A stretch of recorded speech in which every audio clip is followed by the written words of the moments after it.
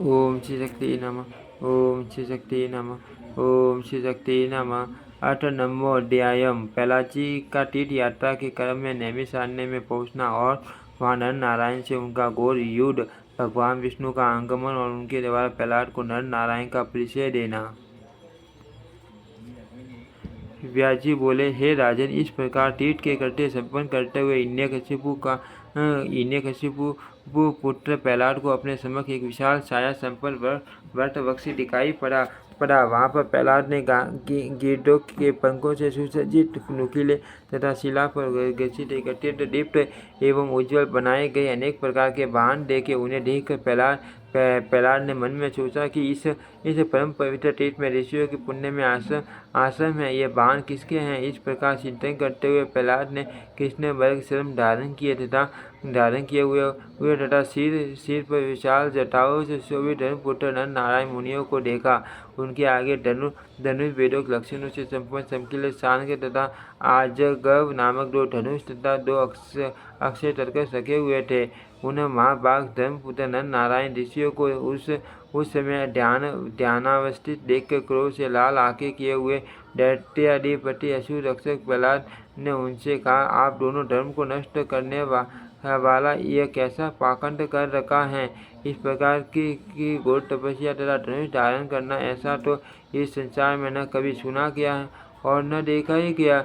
ये तो परस्पर विरोधी स्थितियां हैं। कलयुग के लिए प्रिय यह विरोध भाव भला सतयुग में किस प्रकार उचित है? ब्राह्मण के लिए तो तपस्या ही उचित है। उन्हें धनुष धारण करने की क्या आवश्यकता है?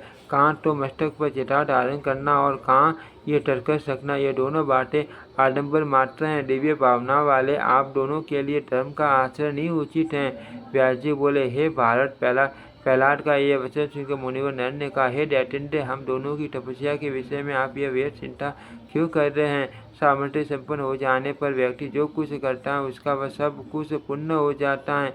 हे मन बुद्धि, हम दोनों प्रकार के कार्यों को एक साथ करने में समर्थ हैं। इसके लिए हम लोक में प्रसिद्ध हैं। युद्ध तथा तपस्या दोनों हम समान रूप से समर्थ है। फिर इस विषय में आप पूछकर क्या करेंगे? आप इच्छा अनुसार अपने रास्ते चले जाइए। यहाँ व्यर्थ की बातें क्यों कर रहे हैं? मोहग्रस्त होने के कारण आप अत्यंत कठिनता से प्राप्त किए जाने वाले ब्रह्म तेज को नहीं जानते। सुख की कामना करने वाले प्राणियों को ब्राह्मणों से बहस नहीं करनी चाहिए। प्रहलाद बोले, आप दोनों तपस्वी मन बुद्धि वाले हैं और व्यर्थ ही अहंकार के वशवर्ती हो गए हैं। धर्म सेतु का परिवर्तन करने वाले मुझे दैत्येंद्र प्रहलाद के रहते इस पवित्र तीर्थ में इस प्रकार का अधर्मपूर्ण आचरण उचित नहीं है। हे तपोधन, आप में कितनी शक्ति है, इसे युद्ध में अभी प्रदर्शित कीजिए। व्यास जी बोले, तब प्रहलाद का वचन सुनकर ऋषि नर ने उनसे कहा, यदि आपकी ऐसी ही धारणा है तो मेरे साथ इसी समय युद्ध कर लीजिए। हे असुराधम, आज मैं आपका सिर विदीर्ण कर डालूंगा। इसके बाद युद्ध करने की आपकी कभी इच्छा नहीं होगी। व्यास जी बोले, तब ऋषि नर का वचन सुनकर दैत्यपति प्रहलाद कुपित हो उठे। बलशाली उन प्रहलाद ने प्रतिज्ञा की कि जिस किसी भी उपाय से मैं इन दोनों जितेंद्र तथा परम तपस्वी नर नारायण ऋषियों को जीत कर रहूँगा। व्यास जी बोले, ऐसा वचन बोलकर दैत्य प्रहलाद ने धनुष उठाकर और शीघ्रतापूर्वक उसे खींचकर प्रत्यंचा की टंकार की। हे राजन, मुनि नर ने भी धनुष लेकर शिला पर खींचकर तेज किए हुए अनेक तीक्ष्ण बाण प्रहलाद के ऊपर क्रोधपूर्वक छोड़े। दैत्य राज प्रहलाद ने अपने सुनहले पंखों वाले बाणों से शीघ्र ही उन बाणों को आते ही काट डाला। तब नर अपने द्वारा छोड़े गए बाणों को प्रहलाद द्वारा छीन किया गया देखकर अत्यंत कोपाविष्ट हो शीघ्रता से उन पर अन्य बाणों से प्रहार करने लगे। दैत्यपति प्रहलाद ने उन बाणों को अपने द्रुतगामी बाणों से काट कर उन मुनिराज नर के वक्ष स्थल पर प्रहार किया। नर ने भी क्रुद्ध होकर अपने तीव्रगामी 5 बाणों से दैत्येंद्र प्रहलाद के बाहुदेश पर प्रहार किया। इंद्र से सभी देवगण उन दोनों का युद्ध देखने के लिए विमानों में बैठकर आकाश मंडल में स्थित हो गए। वे कभी सम्रांगण में विराजमान नर के पराक्रम की प्रशंसा करते और कभी दैत्यपति प्रहलाद के पराक्रम की प्रशंसा करने लगते। धनुष धारण किए हुए दैत्यराज प्रहलाद इस प्रकार बाणों की वर्षा कर रहे थे मानो मेघ जल बरसा रहे हो। ऋषि नर भी अपना अपरिटम सांग धनुष लेकर तीक्ष्ण तथा सुनहले पंखों वाले बाण छोड़ रहे थे। हे राजन, इस प्रकार एक दूसरे को जीतने के इच्छुक उन ऋषि नर तथा दैत्यराज प्रहलाद के बीच भीषण युद्ध होने लगा। आकाश मार्ग में स्थित वे देवतागण प्रसन्नचित्त होकर उनके ऊपर दिव्य पुष्पों की वर्षा कर रहे थे। अचानक प्रहलाद कुपित हो उठे और उन्होंने अति तीव्रगामी बाण ऋषि नारायण पर छोड़े। धर्मपुत्र नारायण ने शीघ्र ही उन बाणों को अपने धनुष से छोड़े गए अत्यंत तीक्ष्ण बाणों से खंड कर डाला। दैत्यराज प्रहलाद सम्रागण में डट कर खड़े अति पराक्रमी तथा सनातन धर्मपुत्र नारायण अपने अति तीक्ष्ण बाण बरसाने लगे। नारायण ने भी शान पर चलाकर तेज किए गए अपने वेगपूर्वक छोड़े गए बाणों के द्वारा सम्मुख खड़े दैत्यपति प्रहलाद को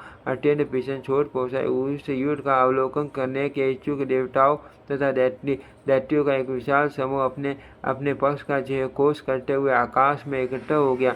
दोनों पक्षों की बाण वर्षा से आकाश के आच्छादित हो जाने पर उस समय इतना घना अंधकार हो गया कि दिन भी रात के समान प्रतीत होने लगी। इससे अति आश्चर्यचकित होकर देवता तथा दैत्य परस्पर कहने लगे, ये अत्यंत भयावह संग्राम हो रहा है। ऐसा भीषण युद्ध तो पहले कभी नहीं देखा गया। बड़े बड़े देव ऋषि गंधर्व यक्ष किन्नर नाग विद्याधर तथा सारणगण इस युद्ध को देखकर अत्यंत विस्मय में पड़ गए हैं। उस युद्ध का अवलोकन करने के लिए मुनि नारद तथा पर्वत भी आए हुए हैं। नारद मुनि ने पर्वत से कहा, ऐसा घोर संग्राम पहले नहीं हुआ था। तारकासुर युद्ध, वृत्रासुर युद्ध, यहाँ तक कि मधु कैटभ का युद्ध भी वैसा नहीं हुआ था जैसा कि इस समय नारायण के द्वारा किया गया। पहला अत्यंत वीर हैं जो कि वे अद्भुत कर्म वाले सिद्धि संपन्न नारायण के साथ यह बराबरी का युद्ध कर रहे हैं। व्यास बोले, इस प्रकार प्रतिदिन तथा प्रति रात्रि बार युद्ध करते हुए वे दोनों दैत्य तथा